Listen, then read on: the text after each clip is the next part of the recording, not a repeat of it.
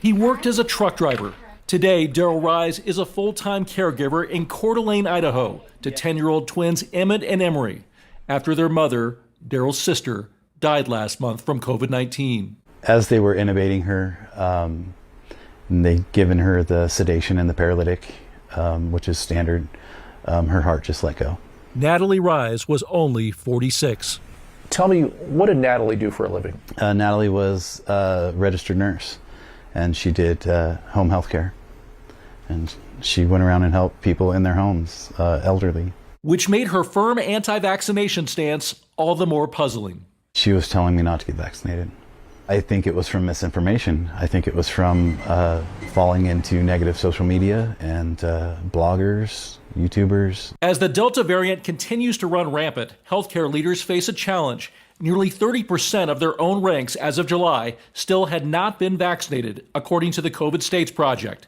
And as cases and hospitalizations remain high here in Idaho, one official saying there's really only one word to describe the current situation. Awful. We're in the worst state that we ever have been in the pandemic. Things right now so dire that last week the state authorized hospitals the right to ration treatment. It comes even as the state still has no mask mandate. Protesters staging mask burning rallies like this one in March.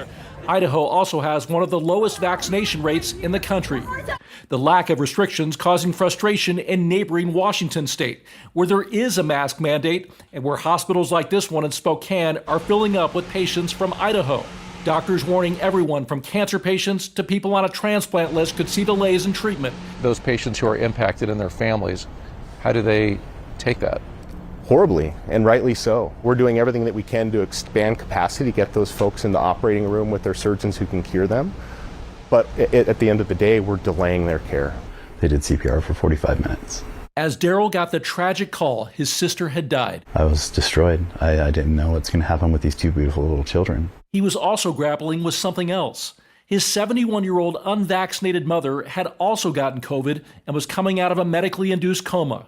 She had to be told that her daughter, just a few rooms away, had died from the same disease. I got a phone call from the nurses saying, "Get back up here, we're going to tell your mom. You need to tell your mom we're all mothers, and she deserves to know." Even now, Daryl says his mother is still on the fence about the vaccine, indicative of the struggle to end the pandemic. Do you want chocolate milk? All right. Now left to raise his niece and nephew, he says the day following his sister's death. The next day I went and got my vaccination.